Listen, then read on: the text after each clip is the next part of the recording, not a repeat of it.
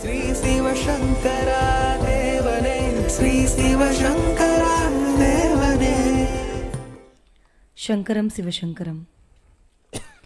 Question from Satyapriya, USA. How not to get affected from this worldly ups and downs, nor affect anyone's peace? Is this possible for a person to lead a life without any consequences?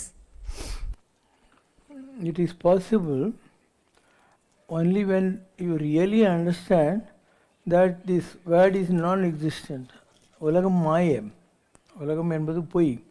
இதை பார்க்கிற உறவு, துறவு, prosperity and poverty எல்லாமே பொய். ஒரு drama மாதிரி இது. அதெல்லாம் நாம் நடிக்க வந்திருக்கோம். அதனால் நீங்கள் இந்த உலகத்தில் பார்க்குற எதுவும் நிஜமே இல்லை. இன்னும் சொல்லப்போனால் நம்ம உடம்பே கூட பொய். நம்ம இதை மெய்யின்றோம் இல்லையா, தமிழில் மெய்யின்னா உடம்புன்னு அர்த்தம். மெய்யே பொய் தான். நம்முடைய ஸ்பிரிட் இருக்குது இல்லையா, அது வேறு ஒரு உலகத்தில் இருக்குது. And it operates. ஒரு ஸ்க்ரீன் போட்டிருக்கு, இந்த பக்கம் 2 பொம்மை இருக்குது, பின்னாடிலேருந்து யாரோ மந்திரி மாதம் மாதிரி பிடிக்கிறதானா ஆமண்ணா அப்படின்னா, அந்த மாதிரி நம்மளே வேறு யாரும் யூஸ் பண்ணுறாங்க. We are all only puppets, we are only dolls. And பின்னாலிருந்து நம்ம ஸ்பிரிட்ஸ் நம்மளே இயக்குது. அந்த ஸ்பிரிட்ஸ் தான் நிஜம். அதனால் இந்த உடம்பை நீ சூசைட் பண்ணிக்கிட்டாலையும் எரிச்சாலையும் புதைச்சாலையும் அந்த ஸ்பிரிட் இருந்தே தீரும். அண்ட் இனி போனால் அது இன்னொரு பாடியை தேர்ந்தெடுத்துக்கும். அது மூலமாக தன்னுடைய எக்ஸ்பீரியன்ஸஸ் கண்டினியூ பண்ணிக்கிட்டே இருக்கும்.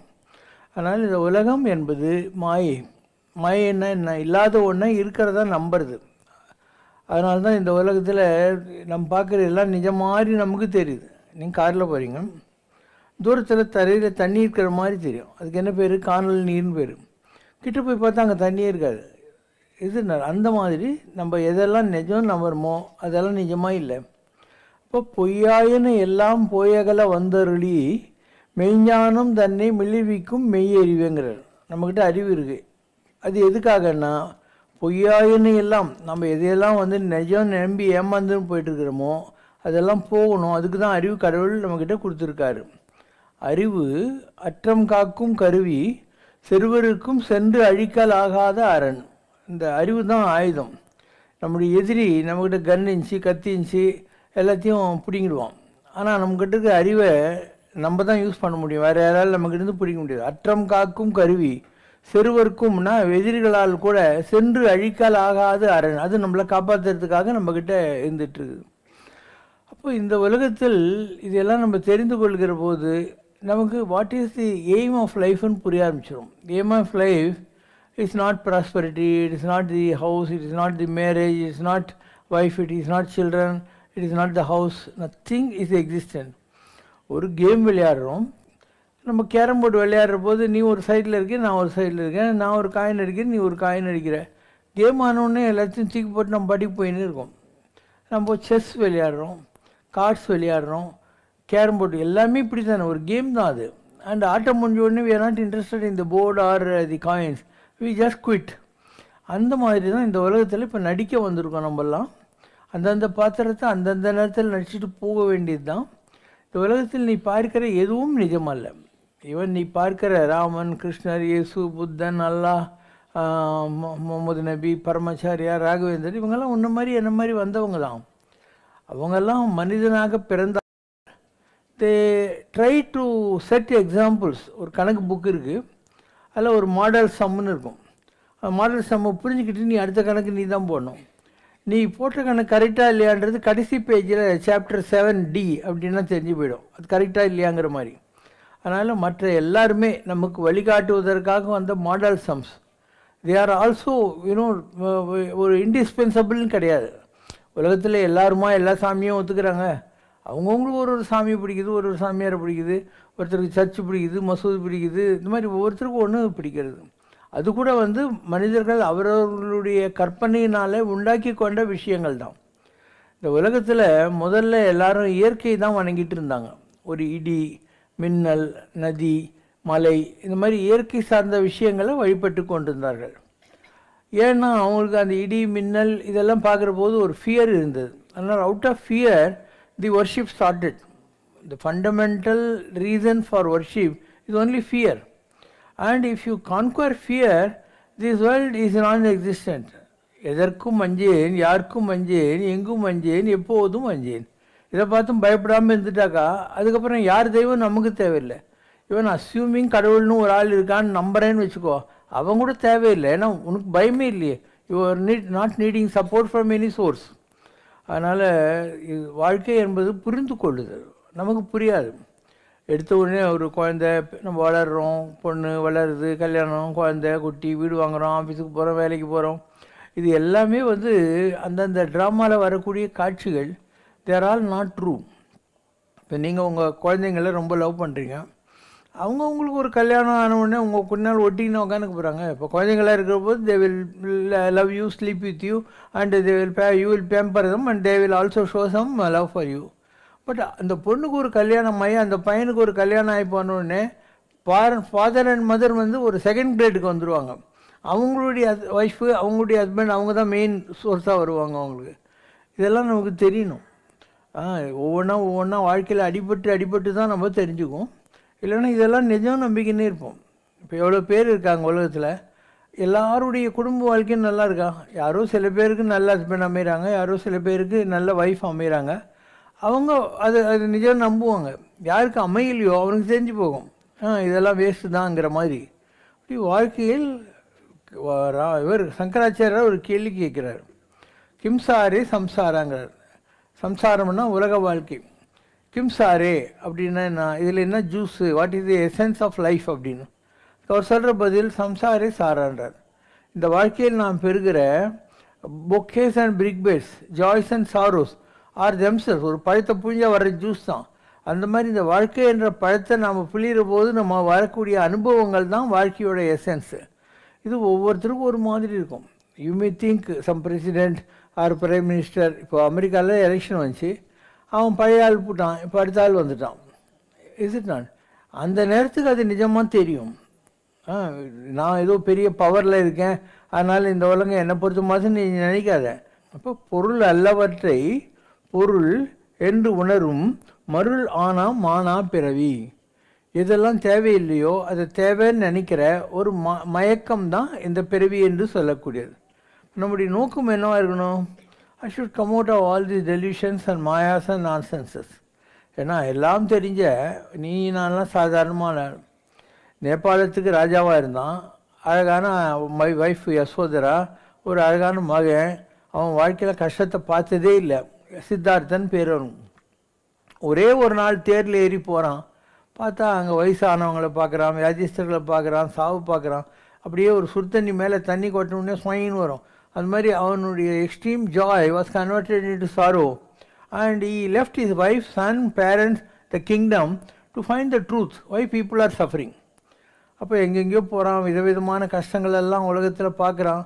கடைசியில் ஒரு போதி மரத்தடியில் போய் புத்தகையால் அவனுக்கு ஞானம் கிடைக்குது. அதுக்கப்புறம் ஜனங்களுக்கு சர்வ் பண்ணணும்னு தலைகீழ நிற்கிறான். ஏன்னா he also had a wishful thinking or dream that he can contribute to this peace and prosperity of this world. அதுக்கு தான் எல்லாத்தையும் விட்டு போனான் பாவி. ஜனங்களெல்லாம் பார்க்குறான், எவ்வளோ நிற்கிறான். அவனுடைய சொந்த கசினே தேவதத்தன் சொல்லி அவனை மதிக்கவே மாட்டான். கடைசி வரைக்கும் அவன் இவருக்கு எனிமிக்கெல்லாம் பேசிக்கிட்டே இருப்பான், இந்த ஆளுக்கு என்ன தெரியணுவான். அண்டு அவனுடைய ஒய்ஃபு, சித்தார்த்தனுடைய ஒய்ஃபு, அவன் சட்டை பிடிச்சின்னு, பாவி மனுஷா என்னை லவ் பண்ணுறேன்னு சொன்னியே, உன் பிள்ளையை லவ் பண்ணுறேன்னு சொன்னியே, இதுதான் லவ்வான்னு மூஞ்சில் குத்தாத குறையாக சொன்னான். அவன் தன்னுடைய நாட்டில் பிச்சை எடுக்கக்கூடாதுன்னு சொல்லி அவனுக்கு விஷம் கொள்ளலான்னு நினச்சவங்களும் இருந்தாங்க அந்த நாட்டில். ஒரு ராஜகுமாரன் பிச்சை எடுத்தால் கேவலம்னு. அவங்கவுங்களுக்கு அவங்களுடைய பர்சனல் ஈகோ அண்ட் ரெக்கக்னிஷன் தான் முக்கியமே தவிர நீ என்ன சொல்ல வரேன்னு கேட்கறதுக்கு கூட உலகத்தில் ஆள் இல்லை. அதனால் அவருக்கே வெறுத்து போகுது. லாஸ்ட்டில் கண்டுபிடிச்சிடார், லோகம் சூன்யமயம், லோகம் க்ஷீணமயம். இந்த உலகம் என்பது சூன்யம்னா ஒன்றும் இல்லை, க்ஷீணம்னா துக்கத்தினால் நிரப்பப்பட்டிருக்கிறது, அவ்வளோதான். இந்த ரெண்டு தெரிஞ்சுட்டு இன்னும் போயிடலான்னு அவரே ஒரு முடிவு எடுத்துடுறாரு. அந்த முடிவு எடுக்கிற போது அவருக்கு பிடிக்காதவங்க ஒரு ஏழை பொம்பளை கிட்ட விஷம் வச்ச சாப்பாட்டை கொடுத்து நீ கொண்டு போய் கொடு சாப்பிடுவாருன்றாங்க. இவருக்கு அதில் விஷயம் தெரியுது. இவரே தான் முடிவெடுத்து உட்காந்துருக்காரு. அதுதான் கடவுளுடைய இது நமக்கான செட்டில்மெண்ட்டுன்னு நினச்சி அதை சாப்பிட்டு செத்து போடுறாரு. பாரதியார்து ஒரு பாட்டு இருக்குது, பாரதியார் பாட்டு. யார் யாரெல்லாம் உலகத்தில் உங்களுக்கு வழிகாட்ட வந்தாங்க அவங்கெல்லாம் எப்படி செத்தாங்க அப்படின்ற பாட்டு. பாரதியார் பெரிய ஞானி, அவனுக்கு அவன் சாக போகிறது கூட தெரியும். அவன் வந்து திருப்புலிக்கேயன் கோயிலுடைய யானை இல்லையா, அது மெச்சு தான் சாக போகிறான். அந்த யானை அவனை மெரிச்சு கொண்டுடுச்சு. ஆனால் அவன் என்ன சொன்னான் முதலே, காலா சற்றே என் காரருகில் வாடா, உன்னை நான் புல்லென்ன மிதிக்கின்றேன்னா. அப்போ யமதர்மனை இவனே கூப்பிட்டான், காலால் மிதிக்கின்றேன்னா காலன்னு இவனை காலால் வச்சுட்டான், இவனும் போட்டான். கடைசியில் அவ்வளோ பெரிய பாரதியார் அவ்வளோ கவிதைகள் எழுதினாலும் ட்ரிப்ளிகேன் சுடுகாட்டில் அவனை எரிக்கிற போது அவங்க கூட மொத்தம் 7லேருந்து 8 பேர் தான் இருந்தாங்க. அவ்வளோ பெரிய கவிஞர். இன்றைக்கி நீ மகாகவி பாரதியார்னு, ஆனால் அவ்வளோலாம் இருந்து அவ்வளோ கான்ஃபிடென்ஸோடு இருந்தவன் வாழ்நாள் பூரா வறுமையில் தான் இருந்தான். யாருமே அவரை மதிக்கவே இல்லை. இப்படி எவ்வளோ பேர் வர்றாங்க, அவங்க நினைக்கிறது சாதிக்க முடியல. நொந்த புன்னை குத்துவதில் பயனொன்றில்லை, நோவாலே மடிந்திட்டான் புத்தன் கண்டி. நோவில் மடிஞ்சிட்டான் புத்தன். எப்படி விஷம் வச்சு சாப்பாடு கொடுத்தாங்க, தெரிஞ்சே சாப்பிட்டு செத்தான். நோய் வந்து தான் செத்தான். அந்த நாம் சங்கராச்சாரியன் மாண்டான். ஆதிசங்கரர் சாட்சாத் திருச்சூரில் இருக்கிற வடக்கத்திநாதனே அவர் தான். அப்படி வந்து இந்தியா முழுக்க போய் பத்ரி அங்கே இங்கே எல்லா கோயில்களையும் புனருத்தாரணம் சாதிச்சு இந்துக்கள் எல்லாரும் தங்களை எப்படி கும்பிடணுங்கிறதுக்காக ஷண்மதங்கள்னா பிள்ளையார் கும்பிட்றது, முருகர் கும்பிட்றது, அம்பாள், சிவனை, விஷ்ணுவை, சூரியனை, இந்த மாதிரி 6ஆக பறித்து அதுக்கு மந்திரம் அதுக்கு பூஜை எல்லாம் பண்ணி எங்கேயோ காமாட்சி அம்மன் கோயிலுக்கு பத்ரிநாத் கோவிலேருந்து கொண்டு வந்த அருப்பலட்சுமி கொண்டு வந்து வச்சான். நீங்கள் இன்றைக்கெல்லாம் தப்த குண்டத்தில் பத்ரிகாரன் பார்க்குறீங்க இல்லையா, அந்த பத்ரிகார சிலை அது அங்கேருந்து சுத்தண்ணி குளத்தில் இருந்தது. இப்படி ஒவ்வொன்றும் கேரளாவிலேருந்து நம்பூதிரிகள்லாம் கொண்டு போய் ஒவ்வொரு கோயிலையும் பூஜை பண்ணுறதுக்கு விட்டாங்க. 4 மடங்களை ஸ்தாபித்தான். ஜோதிர்மட்டு, துவாரகா பீட்டம், பூரி ஜெகநாதம் அண்டு சிருங்கேரி எல்லாத்தையும் தான் பண்ணான். ஆனால் லாஸ்ட்டில் ஈ ஆல்சோ குட் நாட் சக்சீட். அதனால் அவரும் பேக்கப் பண்ணிட்டார். அதற்கடுத்த ராமானுஜனும் போனான். ராமானுஜர் வாழ்நாள் பூரா ஸ்ட்ரகிள் பண்ணிக்கிட்டே இருந்தார். சிலுவையிலே அடியுண்டு இயேசு செத்தான். சிலுவையில் தானே போனார். இன்னைக்கு சர்ச்சு கட்டி அவன் சாம்பிராணி சட்டி காட்டின்னு கேண்டில் கொளுத்தினுங்கிறான். இருந்த காலத்தில் அனாதியாக போனார் சிலுவையில். இருந்தாலும் தீயதொரு கணையாலே கண்ணன் மாண்டான். கிருஷ்ண பரமாத்மா இப்படி காலை வச்சுன்னு உட்காந்துருக்காரு இரண்யா நதிக்கரில். அதுக்கு முன்பிறவியில் வாலியாக இருந்தவன் இந்த பிறவியில் ஜரா என்ற வேடனாக வந்திருக்கான். ஒரு அம்பு விடுறான், அது காலில் குத்தி காலில் இருந்து உயிர் பிரியுது கிருஷ்ணருக்கு. ஏன்னா பாதம் விஷ்ணு. பலர் புகழும் ராமனுமே ஆற்றில் வீழ்ந்தான். இப்போ ராமர் எதை சாதிச்சார் உலகத்தில்? ஸ்ரீராமோ விக்கிரவான் தர்ம, எல்லா தர்மங்களுக்கும் அவனே எக்ஸாம்பிளாக இருந்து இந்த உலகத்தில் வாழ்ந்து காட்டிய புண்ணியாத்மா. யார் மதிச்சாங்க? அந்தால பார் மீது நான் சாகாதிருப்பேன் காண்பீர். இவங்கெல்லாம் செத்து போனாங்க. பாரதி ஆகிய அவ நான் சாக மாட்டேன் அப்படிங்கிறார். மலிவு கண்டீர் இவ்வுண்மை பொய் கூறேன் யான், மடிந்தாலும் பொய் கூறேன் மானுடர்க்கே. நலிவுமில்லை சாவுமில்லை கேளீர் கேளீர். இதான் நான் சொல்கிற தத்துவம். உலகத்தில் பிறப்பும் இல்லை, இறப்பும் இல்லை, நல்லதும் இல்லை, கெட்டதும் இல்லை. நாணத்தை கவலையினை சினத்தை பொய்யை இதெல்லாம் விடணும். வெக்கப்படக்கூடாது. மானம் அவமானத்தை பற்றி ஃபீல் பண்ணக்கூடாது. கோபத்தை கான்குயர் பண்ணணும். இதெல்லாம் பண்ணியானா இந்த வேர்ல்ட் இஸ் நான் எக்ஸிஸ்டன்ட். உன்னுடைய personal ego makes you think அவங்க என்ன நினச்சிக்குவாங்க, இவங்க என்ன நினச்சிக்குவாங்க, அந்த மாதிரி நினச்சிக்க தோணுது. ஏன்னா அந்த ஈகோ அது உனக்கு இந்த உடம்பு மெயின் நீ நம்புறதுனால நீ எப்படி நினைக்கிற. அந்த மாதிரி இல்லை, உடம்பே பொய். அச்சத்தை வேட்கைதனை அழித்து விட்டான். பயத்தை விடு, ஆசைகளை விடு. அப்போது சாவும் அங்கே அழிந்து போகும். அவ்வளோதான். If you can conquer fear, if you can conquer desire, சாவுன்னு ஒன்று இல்லவே இல்லை உலகத்தில். இருக்கிற வரைக்கும் witness, be a witness to whatever happens around you to you. அவ்வளோதான். ஒரு விட்னஸ். யாராவது திட்டாங்களா வாங்கிக்கோ, யாராவது மாலை போட்டாங்களா சந்தோஷப்படாத. குடும்பம் இருக்குதா ரைட்டு, குடும்பம் இல்லையா கவலைப்படாத. குழந்தைங்க இருக்குதா ஓகே, குழந்தைங்க இல்லையா கவலைப்படாத. எதை பற்றியுமே கவலைப்படாது. துட்டு இருக்குதா ரைட்டு, துட்டு இல்லையா கவலைப்படாத. பெரிதே உலகம் பேணுனர் பலரே, நல்லாற்றுப்படுவும் புனைபோனர் காட்சி தெளிந்தனம், பெரியோர் என வியத்தலும் இளமே, சிறியோர் என முழுதலும் இளமே. ஒரு கட்டையை தூக்கி ஆற்றுல போட்டால் அந்த கட்டை அதோடு போயின்னு இருக்கும். அந்த மாதிரி இந்த பவசாகரத்தில் பிறவி பெருங்கடலில் நீ ஒரு கட்டை மாதிரி ஆயிடு. அதனுடைய போகில் போயிட்டே இரு. போகிற வழியில் என்னெல்லாம் வேடிக்கை பார்க்கணுமோ பார்த்துக்கிட்டே இரு. உன்னோட பெரியவங்கன்னு யாரையும் நீ நினைக்கவே நினைக்காத, அவங்கள மதிக்காத. உன்னோட சின்னவங்க யாருன்னு சொல்லி அவங்கள இன்சல்ட்டும் பண்ணாது. You should have your own self esteem and self confidence. Don't bother about people big according to your mind or people are small according to your mind. ரெண்டுமே பொய் இல்லையா? ஒருத்தன் குடைநீரிலிருந்து குஞ்சரம் ஊர்ந்தோர் நடைமெலிந்தோரினும் நன்னினும் நன்னுவர். யானை மேலே அம்பாரி வச்சுக்கிட்டு போயிருந்தவன் ஒரு நாள் ஒரு கீஞ்ச கொடையை போட்டுக்கிட்டு நடுரோட பான்னு நடந்து போகிறவனும் இருக்கான் உலகத்தில். நான் எத்தனை Rockefeller you are thinking was a rich man. No, in his last days American government seized all his properties for tax problem and he died a pauper. அவனுக்கு இன்றைக்கி ராக் பெல்லர் நீ நினைக்கிறது ஒரே காரணம், he made a foundation to help the society. அதுதான் அவனுக்கு நின்றுச்சு. வள்ளல் ஆறுமுகம் பிள்ளைன்னு மலேசியாவில் ஒருத்தர் இருந்தார், பெரிய பணக்காரர். அவர் தான் நம்ம ராம்நாத் டிஸ்ட்ரிக்டில் திருப்பத்தூரில் காலேஜ் அது இதெல்லாம் கட்டி வச்சுருக்கிறார். அவர் கடைசி காலத்தில் அவருக்கும் இந்த ப்ராப்ளம் வந்தது மலேசியன் கவர்மெண்ட்டில். கருப்பு கோட்டை போட்டுன்னு கொடை பிடிச்சின்னு பெனாங் ரோட்டில் அனாத மாதிரி நடந்துன்னு இருந்தார். அதனால் யாருமே நீ நினைக்கிற மாதிரி ஸ்டெடியாக இருக்க மாட்டாங்க. Question from Govindan sir.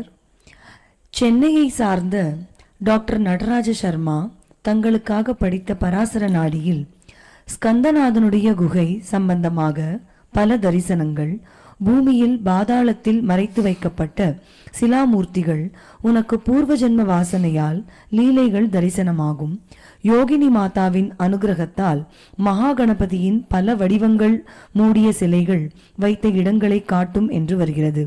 இதில் சொல்லப்படும் யோகினி மாதா என்பவர் யார்? அவருடைய அனுகிரகம் தங்களுக்கு ஏற்கனவே கிடைத்துவிட்டதா? கிருஷ்ணவேணி அம்மா தான் அந்த யோகினி மாதா. அந்த அம்மா நான் ராமனாக இருந்தபோது சபரியாக இருந்தா. அதுக்கு பின்னால் மதங்க முனிவர் இருக்கார் இல்லையா, அவருடைய மகளாக சிஷ்யா இருந்தார், மதங்க கன்யா அப்படின்வாங்க. அதுக்கப்புறம் மதுரையில் மீனாட்சி அம்மனாக வந்தா. ராமகிருஷ்ண பரமஹம்சராக நான் வந்தபோது என்னுடைய மனைவி சாரதா தேவியாக வந்தாங்க. இப்போ ஆத்மாவில் சம்பந்தம் இருந்து அவங்களும் கிருஷ்ணவேணின்னா கிருஷ்ணனுடைய அருள் சரஸ்வதியுடைய அருள் ரெண்டும் சேர்ந்தால் கிருஷ்ணவேணி. இப்போ பெரிய நிலை அவங்களது கூட. அப்போ அவங்க உலகத்தில் வந்தாங்க. ஒரு இன்னசென்ட் லேடி, கல்யாணம் ஆகிருந்தது, குழந்தைங்கள்லாம் இருந்தது. எல்லாத்தையும் விட்டுட்டு எப்போ பாரு முருகன்கிட்ட விளையாடின்னு உட்காந்துருந்தாங்க. முருகனே ஒரு நாள் ஒரு வயசான ஆள் அகஸ்தியர் கொண்டு போய் இந்த குகையில் உட்காருன்னு சொல்லிட்டு உட்கார வச்சிட்டாரு. அவங்க ஏன் அங்கே போய் உட்காரணும்? அந்த இடம் தான் எந்து.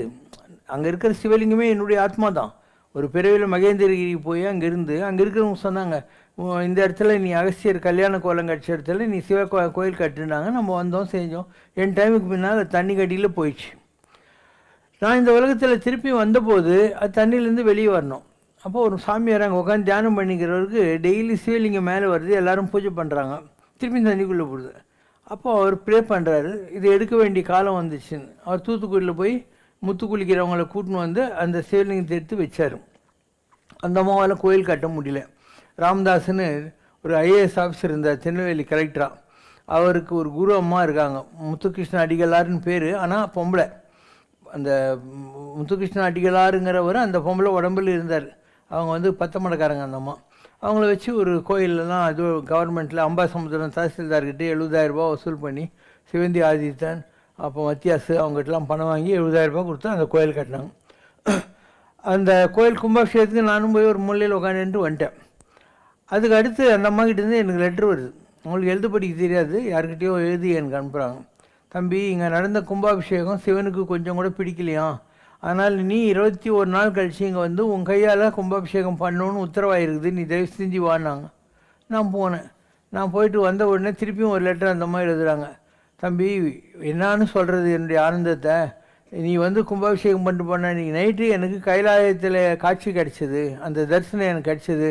அந்த மாதிரி இங்கே என்ன பூஜை இருந்தாலும் நீ தான் வந்து பூஜை பண்ணோம்பா அப்படின்னாங்க. இது ஒரு உதாரணம். அப்போ அவங்களுக்கு கனெக்ஷன் இருக்குது.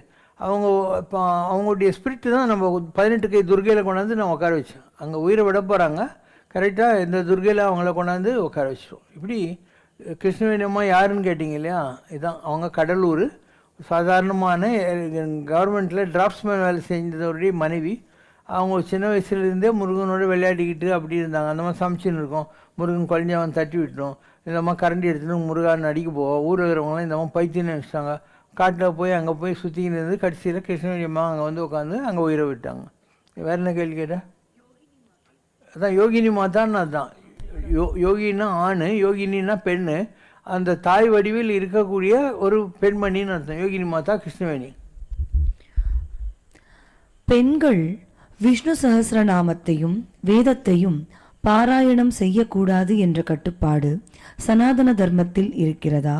அப்படி இருக்கும் பட்சத்தில் தாங்கள் இங்கு ராமராஜ்யத்தில் விஷ்ணு சஹஸ்ரநாமத்தை பாராயணம் செய்வதற்கும் வேதங்களை ஓதுவதற்கும் பெண்களுக்கு சர்வ சுதந்திரம் அளித்திருப்பது ஆன்மீகத்தில் தங்களது புதுமையான சிந்தனை என்று சொல்லலாமா, அல்லது வேதங்களிலே அது ஏற்றுக்கொள்ளப்பட்ட ஒரு நடைமுறையா? யார் உற்றார் யார் அயலார், ஆணாகி பெண்ணாகி அலியாகி. ஸோ ஆத்மா தான் நிஜமே தவிர உலகத்தில் இந்த ஜெண்டர் பயாஸ்ன்றது ஒரு கண்டெம்பரரி மேல் சோவனிசத்தினால் உண்டாக்கப்பட்ட விஷயம். அந்த காலத்தில் ரிஷிகள் இருந்தாங்கன்னா ரிஷி பத்தினிகள் அவங்க கையை பிடிச்சிக்கணும், இவங்க பூஜையெல்லாம் பண்ணுவாங்க. சாஸ்திரம் என்ன சொல்லிச்சு, கணவன் செய்கிற பூஜையினுடைய பலன்கள் எல்லாம் குழந்தைகளுக்கு போய் சேரும் அப்படின்ட்டாங்க. மனைவி இது குழந்தைகளுக்கு போய் சேரும்னு வச்சுட்டாங்க. ஆனால் கணவன் செய்கிற தவறுகள் அதுக்குள்ள பனிஷ்மெண்ட்டு, கணவன் செய்கிற பாவங்கள் பாதிக்கு பாதி மனைவிக்கு போகணும். அதனால் மனைவி பயந்தா, இவன் ஒழுங்காக இல்லைன்னா எனக்கு பாதி பாவம் வந்துருமேன்னு சொல்லி உட்காந்து ஒழுங்காக ஊட்ட மொழிகி சாணி போட்டு கோலம் போட்டு சக்கரை பொங்கல் பண்ணி அவிஸ் பண்ணி யாகம் போடுன்னு சொல்லி உட்காந்துருந்தா. ஸோ இந்த ஆண் பெண் இதெல்லாம் ஒரு காலத்தில் வரைக்கும் ரெண்டு பேருக்கும் சமதர்மம் இருந்தது. பழைய காலத்து ரிஷிகளை பார்த்திங்கன்னா அதில் நிறைய படித்தவங்க இருந்தாங்க, நல்ல விஷயம் தெரிஞ்சவங்கெல்லாம் இருந்தாங்க. அதனால் இந்த அது கூட விடுதல். ரிஷசிருங்க மகரிஷின்னு ஒருத்தர் இருந்தார், கலைக்கோட்டு மாமுனிவர்னு. அவருக்கு நெத்தியில் கொம்பும் மலிச்சிருந்தது. அதனால தான் இன்றைக்கி வரைக்கும் யாராவது உனக்கு விஐபி மாதிரி பிஹேவ் பண்ணாங்கன்னா உனக்கு என்ன நெத்தியில் கொம்பும் மலிச்சிருக்கான்னு. அவர் விபாண்டக முனிவருக்கு பிறந்து காட்டிலே உட்காந்துருந்தார். அவருக்கு ஆண் பெண் தெரியவே தெரியாது. அவரை கூட்டின்னு தசரத ராஜான் 2 பெண்களை அனுப்புகிறான். அவங்க பல்லக்கு தூக்கின்னு அவர் வர்ற போதே மழையே இல்லாத அயோத்தியில் மழை பெய்யுது. அதுக்கப்புறம் சாமி எனக்கு பொண்ணு தான் இருக்குது, அந்த பொண்ணுக்கு பேர் சாந்தா, எனக்கு ஒரு மேல் குழந்தைங்க வேணும்ன்ட்டு 3 பொண்டாட்டி வேறு அவனுக்கு. அதனால் புத்திர காமேஷ் யாகம் பண்ணுறாரு. அதில் பாயசத்தை நைவேத்தியமாக வச்சு கைகேயி, கோசலை அண்டு சுமித்ரா 3 பேருக்கும் பாயசத்தை கொடுக்குறாங்க. அதில் தான் ராமலட்சுமண பரத சத்ருக்கள் பிறக்கிறாங்க. அப்போ அவ்வளோ பெரிய நிலையில் இருந்த ஒரு முனிவர், அவரை வச்சு தான் சிருங்கேரின்னு பேர் வந்தது. சிருங்ககிரின்னு அர்த்தம், கொம்பு வலிச்சவர் தவம் செய்த காடு அப்படின்னு அர்த்தம்.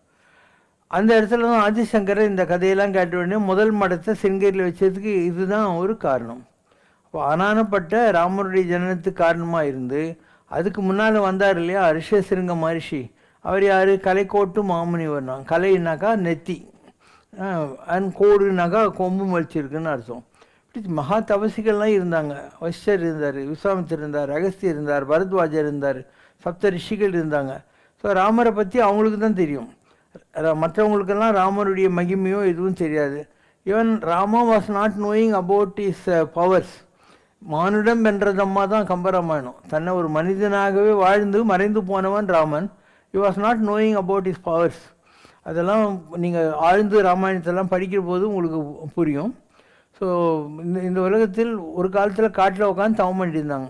இப்போ ரிஷசிருங்க மகரிஷியை கூட்டின்னு யாகம் பண்ணுறதுக்கு துணையாக நின்றது யார், பல்லக்கு தூக்கிறதுக்கு 2 பெண்கள். அதனால தான் நான் இங்கேயும் நீ பல்லக்கு தூக்குனுவேன், நம்மக்கிட்ட தேர் பல்லக்கெல்லாம் பொம்பளைங்கெல்லாம் இழுக்கலாம் தூக்கலாம்னு ஏன் சொன்னோம். இதான் சொன்னோம். அந்த காலத்தில் ராமாயண காலத்துலேயே அவங்க தான் பண்ணிக்கிறாங்க. இப்போ உனக்கு புரியலன்றதுனால ஏன் வேணான்னு சொல்கிறேன். அதே மாதிரி அந்த காலத்தில் நிறைய பெண்கள் இதெல்லாம் பண்ணியிருக்காங்க, பாராயணம் வேதம் எல்லாம் படிச்சிருக்காங்க, எல்லாம் அவங்களுக்கு தெரியும்.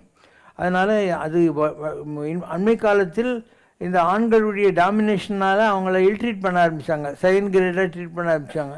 அதனால் மறைந்து போச்சு. அது சாஸ்திரத்தில் இருக்குது, ஆண் பெண் ரெண்டும் ஒன்றே தான்.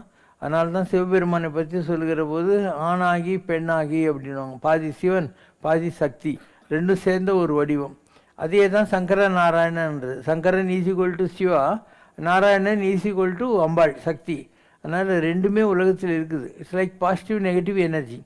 பாசிட்டிவ் நெகட்டிவ் டெர்மினல் சேர்ந்தால் தான் மைக் வேலை செய்யும், பல்ப் எரியும். அந்த மாதிரி உலகம் இயங்குவதற்கு 2 பேருமே தேவைப்படுறாங்க. ஆணும் தேவை, பெண்ணும் தேவை. அவனுக்கு எந்த ஒரு உறவும் கிடையாது, துறவும் கிடையாது, ஊரும் கிடையாது, பேரும் கிடையாது. ஒரு நாமும் ஒரு உருவம் இல்லா இருக்குன்ற மாதிரி அவனுக்கு நாமமும் இல்லை, ஊரும் இல்லை, எதுவும் இல்லை. இதெல்லாம் பிற்காலத்தில் வந்தாங்க. பிற்காலத்தில் டாமினன்ஸ் வந்த உடனே பெண்களை அடிமைகளை போல் நடக்க ஆரம்பித்தாங்க. அண்ட் இவங்களும் கோஆப்ரேட் பண்ணி தொலைச்சிட்டாங்க. இல்லைன்னா இன்றைக்கி மாறிடுச்சு சொசைட்டி. இன்றைக்கி பொம்பளையும் வேலைக்கு போகிறா, ஆம்பளையும் வேலைக்கு போகிறா, பிடிக்கலன்னு சொன்னால் டைவர்ஸ் வாங்கிக்கிறாங்க. எல்லாமே மாறி போச்சு இல்லையா? இன்றைக்கி பழைய மாதிரி ஒரு குங்குமம் வச்சுக்கிட்டு தலைக்கு போத்திக்கிட்டு உட்காந்து இருக்கிற பொம்பளைங்கெல்லாம் இன்றைக்கி இல்லை. They are also after education. ரொம்ப ஃப்ரீடம் வந்துச்சு பெண்களுக்கு கூட. இந்த உலகத்தில் யாருமே முதலாளியோ அல்லது தொழிலாளியோ இல்லை. உனக்கு எவன் பாக்கியோ அவன் உனக்கு கொடுப்பான். நீ யாருக்கு பாக்கி வைத்திருக்கிறாயோ அவனுக்கு நீ கொடுப்பாய். இதுதான் ஆன்மீகம் என்று தங்களது ஆன்மீகத்தின் புதுமையான பரிணாமத்தை அருளுரை ஒன்றில் தெரிவித்திருக்கிறீர்கள். அதே சமயத்தில் எனக்கொன்றும் தெரியாது பாபா என்று ஆரம்பிக்கும் பாடலில் வாசிக்குள் வசிக்கின்ற முதலாளி நீ, மானுடம் உயர்த்த வந்த தொழிலாளி நீ, நேசிக்க தெரிந்தவர்க்கு நிஜ தெய்வம் நீ, நினைப்பதெல்லாம் நடத்தும் அருள் ஜோதி நீ என்ற வரிகள் வருகின்றன. அப்படியானால் லௌகீக ரீதியில் இரு வேறு மனிதர்கள் ஒரு முதலாளியாகவும் தொழிலாளியாகவும் இந்த உலக வாழ்வில் இருப்பதற்கும், ஒரு இறை நிலையில் தாங்கள் ஒருவரே ஆன்மீக ரீதியில் ஒரு முதலாளியாகவும் தொழிலாளியாகவும் இந்த மனித குலத்திற்காக இந்த உலகில் செயல்படுவதற்கு என்ன வேறுபாடு? அமெரிக்காவில் மைக்ரோசாஃப்ட் இருக்குது, பெரிய பெரிய கம்பெனிகள்லாம் இருக்குது. அங்கே நம்ம ஊர்லேருந்து போனவங்க மேனேஜராக தான் சேர்ந்தானுங்க இல்லையா? இன்றைக்கி அவன் பேர் என்னப்பா, சுந்தர் பிச்சை, நாத்தெல்லா, இவங்கெல்லாம் நம்ம ஊர்லேருந்து போனவங்க தானே, எல்லாம் மேனேஜராக தானே போனாங்க. அங்கே அவங்களுடைய பெர்ஃபார்மன்ஸ்னால் அவங்க அந்த கம்பெனியோட டைரக்டர், போர்ட் ஆஃப் டைரக்டரில் போய் உட்காந்துக்கிறாங்க. அதனால் இதே தான் அது அந்த post of president of the company போஸ்ட்டுக்கு போனதுனால அவன் முதல்ல தொழிலாளியே இல்லைன்னு நீ நினைக்கக்கூடாது. அதனால் ஒவ்வொருத்தனும் முதலாளி தான், ஒவ்வொருத்தனும் தொழிலாளி தான். நீ யார்கிட்டயோ வேலை செஞ்சுருக்குற, suppose you have that type of a luck and financial thing, you can also start a company and excel your past boss. அவனோட பெரிய ஆள் ஆகலாம். அதனால் ஒவ்வொருத்தனுக்குள்ளேயும் ஒரு முதலாளி இருக்குது, ஒருத்தனுக்குள்ளேயும் ஒரு தொழிலாளி இருக்குது, ஒருத்தனுக்குள்ளேயும் ஒரு ஸ்டூடெண்ட் இருக்குது. அதே ஸ்டூடெண்ட் படித்து முடிச்சுட்டு அவங்களே டீச்சர் ஆகிடுவாங்க. அப்போ ஒரே ஆள்கிட்ட ஸ்டூடெண்ட் இருக்காங்க, டீச்சர் இருக்காங்க இல்லையா?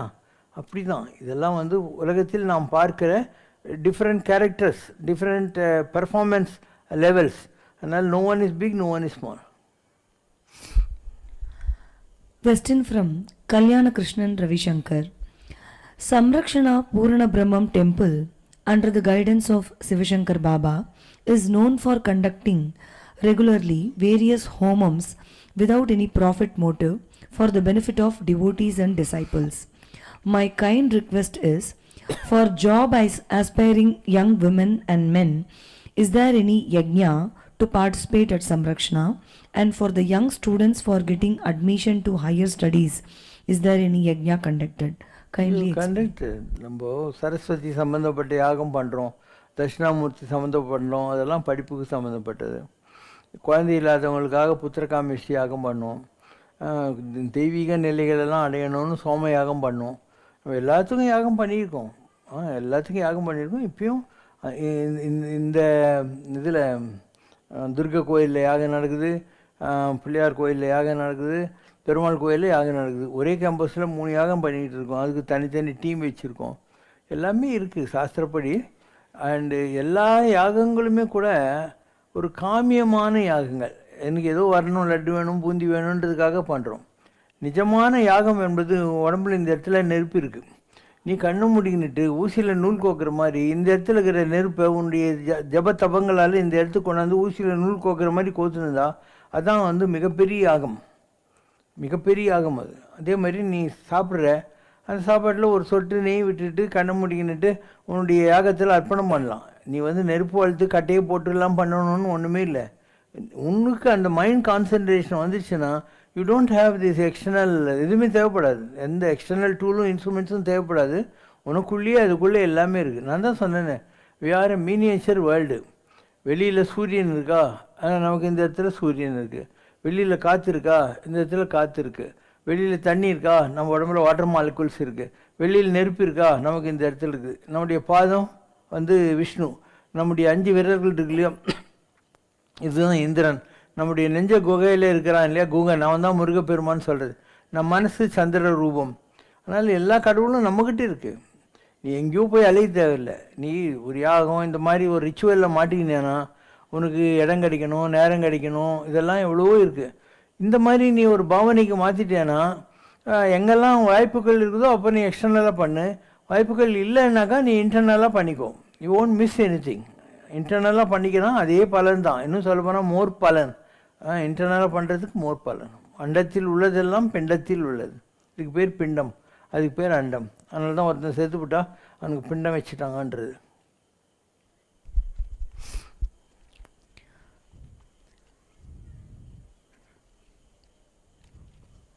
சம்ரக்ஷணா சத்சங்கம் ஒன்றில் பங்கு கொண்டு பாபாவின் அருளை பெற்ற பலரில் நானும் ஒருவன். அவரை தரிசனம் செய்து பின்னர் வாழ்வில் முன்னேற்றம் அடைந்தவர்கள் பலர் உள்ளார்கள்.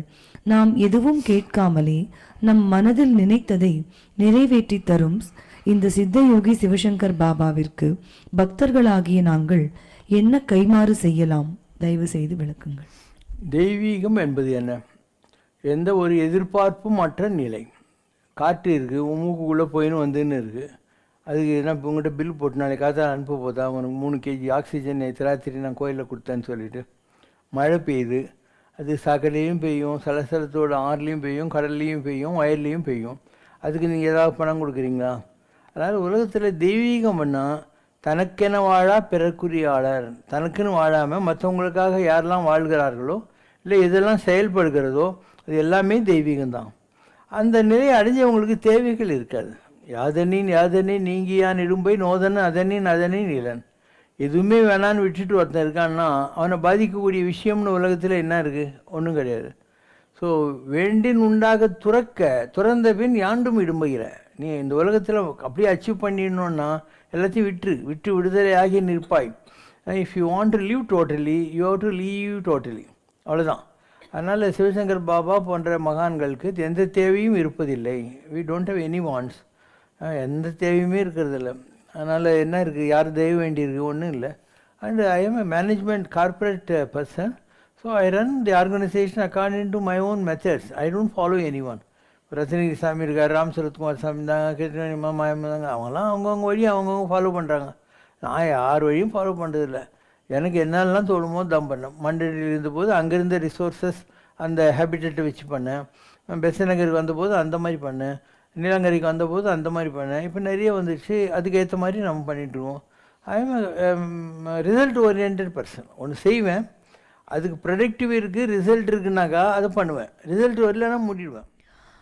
அமாவாசை மற்றும் பிரதமை நாட்களில் சம்ஸ்கிருத வேதத்தை ஓதினால் பலன் எதுவும் இருக்காது என்று கூறப்படுகிறதே, இது சரிதானா? இதற்கான காரணங்கள் என்ன? இதெல்லாம் இந்த ஹோலியர் தென் தவ் ஆட்டிடியூட். எனக்கு தெரிஞ்சது உனக்கு தெரிஞ்சிடக்கூடாதுன்னு நினைக்கிறது பெரிய ரகசியம் மாதிரி இதெல்லாம் கட்டி காப்பாற்றுறது. இது மாதிரி ஒன்றும் இல்லை. உனக்கு சான்ஸ்கிரிட் கம்ஃபர்டபுளாக இருக்குன்னா நீ ஸ்கூலில் சான்ஸ்கிரிட் படிக்கிறதில்ல, அதே லாங்குவேஜில் தான் 4 மந்திரங்குது. சுக்லாம்பரதம் சொன்னால் என்ன சொல்ல கட்டினா இல்லை, உனக்கு சுக்லாம்பரதம் பிடிக்கலன்னா கைத்தலை நெருங்க நீ முருகா முருகான்னு சொல்லின்னு. What difference? கடவுளுக்கு எந்த லாங்குவேஜும் இல்லை, உருவமும் கூட கிடையாது. கடவுளுக்கு எந்த உருவமும் இல்லை. நீ பார்க்குற ராமர் கிருஷ்ணன் முருகர்லாம் கூட வந்து ரிஷிகள், சித்தர்கள். அவங்க ஏதோ காலகட்டங்களில் உலகத்தில் வந்தாங்க. இப்போ திருஞான சம்பந்தர் அவர் முருகர், ஆதிசங்கரர் வடக்கத்திநாதர், இப்படி எல்லாம் மனிதர்கள் தாங்க. அதனால் கடவுள் என்பது ஒரு ஒளி வடிவம். அந்த ஒளி வடிவத்தை யார் தனக்குள்ளே கிரகிச்சிக்கிட்டாங்களோ, ஒரு எலக்ட்ரிசிட்டி வாங்கினோடனே இது பல்ப் ஆகிடுது, இது மைக் ஆகிடுது.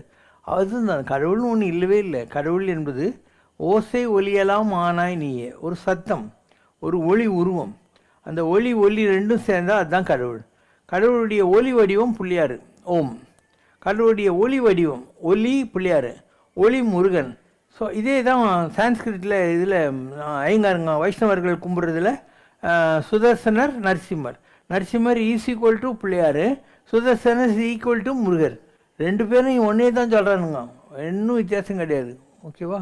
வந்து விடு கிருஷ்ணா கிருஷ்ணா, உன்னை தந்து விடு எந்தனுக்கே கிருஷ்ணா கிருஷ்ணா, சிந்தையெல்லாம் உன்முகமே கிருஷ்ணா கிருஷ்ணா, என்னை சீண்டி விளையாடுதடா கிருஷ்ணா கிருஷ்ணா, வந்து விடு என்னருகே கிருஷ்ணா கிருஷ்ணா, மேகங்களின் ஊர்வலத்தில் கிருஷ்ணா கிருஷ்ணா, உந்தன் மேனி நிறம் தோணுதடா கிருஷ்ணா கிருஷ்ணா, மின்னல் மின்னி மறைகையிலே கிருஷ்ணா கிருஷ்ணா, மீன் விழிகள் சிமிட்டுதடா கிருஷ்ணா கிருஷ்ணா, வந்து விடு கிருஷ்ணா கிருஷ்ணா, உள்ளமெல்லாம் உன் நினைவே கிருஷ்ணா கிருஷ்ணா, ஊழி கூத்து ஆடுதடா கிருஷ்ணா கிருஷ்ணா, கள்ள மீனே ஆகாதடா கிருஷ்ணா கிருஷ்ணா, என் கண்மணியே